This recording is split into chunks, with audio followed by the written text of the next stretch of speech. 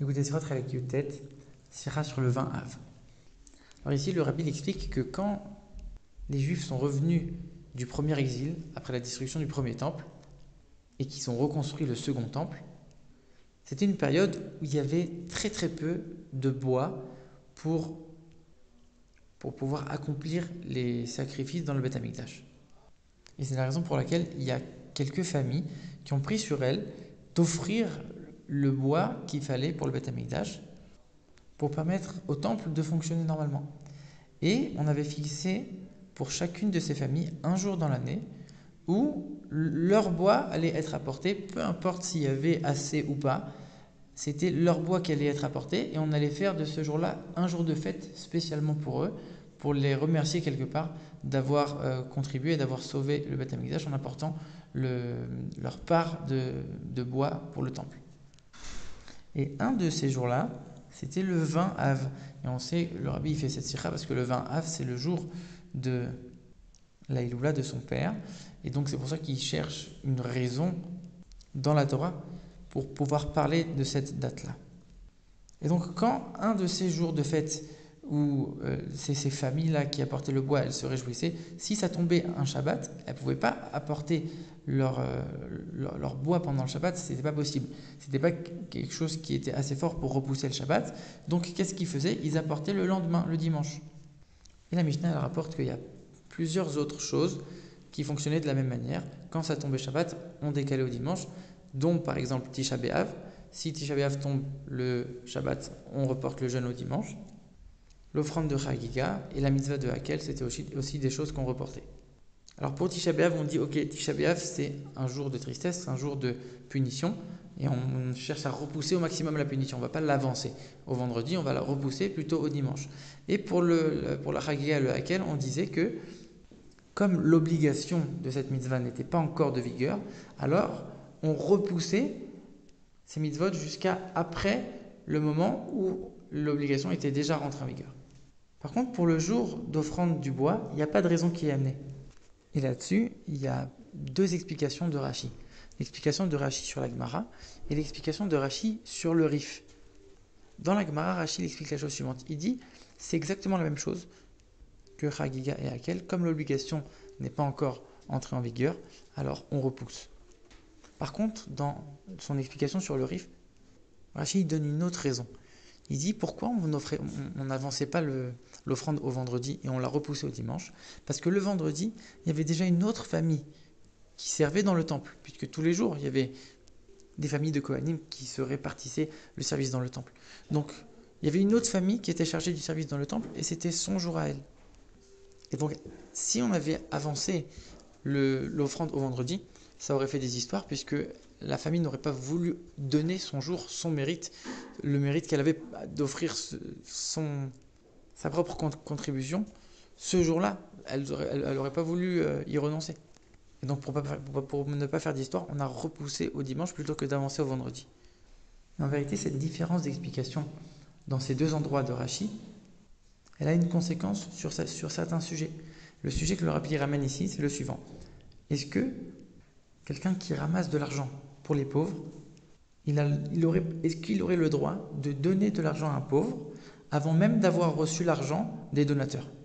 Ça veut dire que lui, il n'a rien reçu, il n'a reçu aucun don, et il a envie d'emprunter de l'argent pour pouvoir donner cet argent aux pauvres, et ensuite aller collecter de l'argent chez les donateurs. Est-ce qu'il aurait le droit de faire une chose pareille?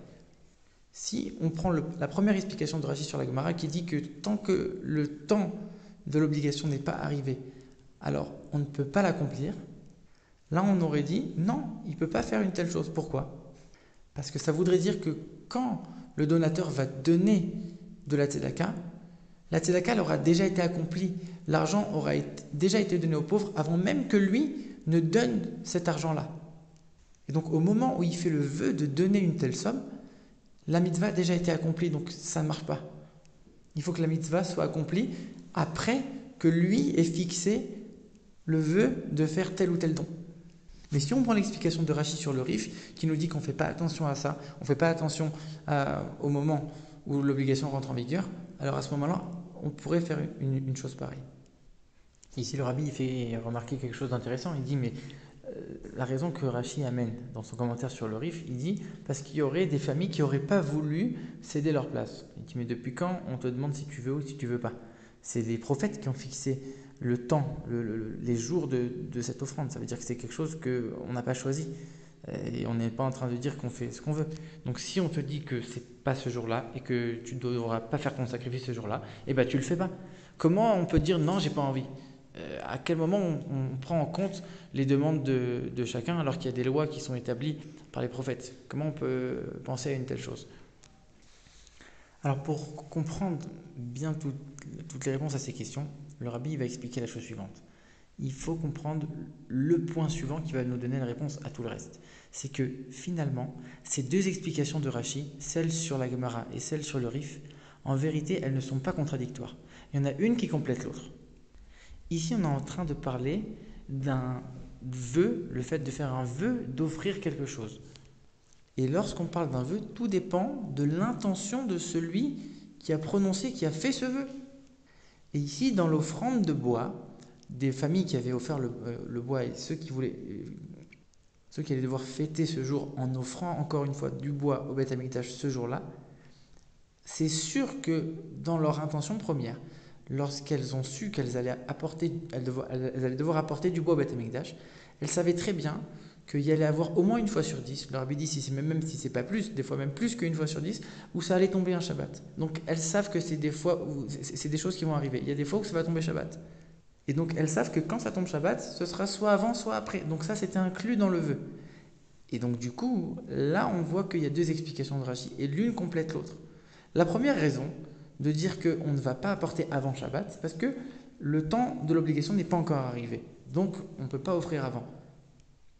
Pourquoi l'obligation n'est pas encore arrivée? Parce que l'intention première de ceux qui ont fait le vœu, c'était uniquement de repousser et pas d'avancer. Pourquoi l'intention première de ceux qui ont fait le vœu d'offrir le bois?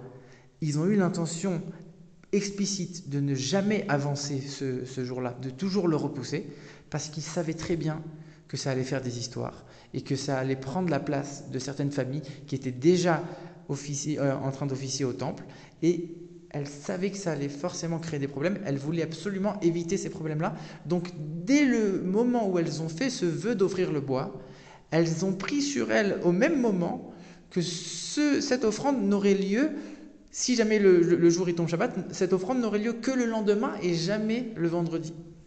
Justement pour ne pas faire de bêtises. Donc, l'obligation ne commence que le Shabbat et pas le vendredi. Pourquoi l'obligation commence le Shabbat et pas le vendredi? Parce que dès le moment où elles ont fait le vœu, elles n'ont jamais voulu que ça arrive un vendredi pour ne pas qu'il y ait d'histoire. Donc les deux raisons se complètent l'une et l'autre. Et quelque part, c'est pour ça que la Gemara ne mentionne même pas la raison. C'est Rashi qui vient nous l'apprendre. Pourquoi la Gemara ne le mentionne pas? Parce que c'est une évidence. C'est évident qu'on n'a pas envie d'empiéter sur une autre famille et de faire des histoires. Donc c'est sûr qu'on va reporter au dimanche et pas au vendredi. Donc la Gemara ne répond même pas à cette question tellement c'est quelque chose qui est évident.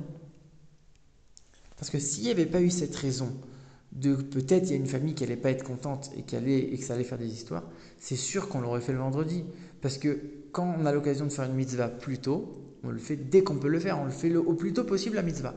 Et on sait en plus que c'était une mitzvah qui représentait un certain remerciement. On remercie ces familles d'avoir servi le temple et d'avoir apporté le bois à une époque où il n'y en avait pas du tout. Donc quelque part, quand on peut gagner un jour, c'est sûr qu'on va gagner un jour.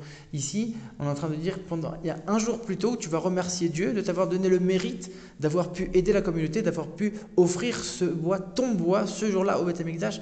Tu as un mérite immense. C'est sûr que tu vas gagner un jour où tu vas mieux remercier Dieu, plus tôt, c'est sûr que tu vas le faire. Donc, en vérité, hypothétiquement, c'est sûr qu'on aurait avancé ce jour. Mais il se trouve qu'il y a un problème de shalom, il y a un problème de paix entre les juifs. C'est sûr qu'on va faire en sorte de le repousser et de ne jamais l'avancer. Le rabbi dit, on ne peut pas apprendre de là une preuve pour le cas de celui qui doit récolter de l'argent pour un pauvre alors qu'il et donner l'argent au pauvre avant même d'avoir récolté l'argent. Pourquoi? Parce que ici, dans notre cas à nous, on est en train de dire que celui qui a fait le vœu d'offrir, dès le début, il avait l'intention explicite de ne jamais avancer, de toujours repousser.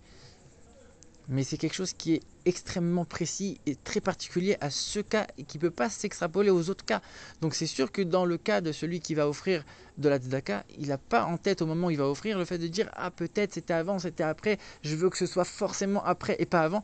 C'est sûr qu'il n'a pas cette intention-là et donc il n'y a pas de problème, on peut donner la tzedaka même si celui à qui on va donner, il a déjà donné l'argent aux pauvres. C'est pas quelque chose qu'on peut apprendre de notre cas à nous de l'offrande du bois. Le rabbi il termine, il dit c'est la même chose quand il y a un yortzeit, ici en l'occurrence le 20 av, c'est le yortzeit de son père.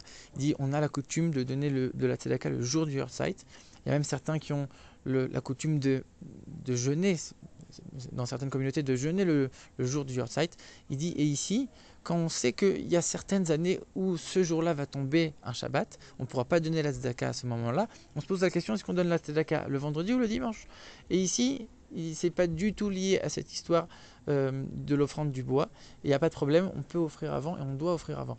Parce qu'à ce moment-là, on est en train d'être empressé dans l'accomplissement des mitzvot. Et si on peut accomplir la mitzvah un jour plus tôt, c'est sûr qu'on peut le faire, puisqu'il n'y a pas du tout de choses qui nous empêchent. Il n'y a pas cette intention précise de celui qui va faire le vœu de ne jamais retarder. Au contraire, ici on peut l'avancer, il faut l'avancer. Et c'est comme ça que le rabbi termine la sikha pour ce jour du 20 Menachem Av.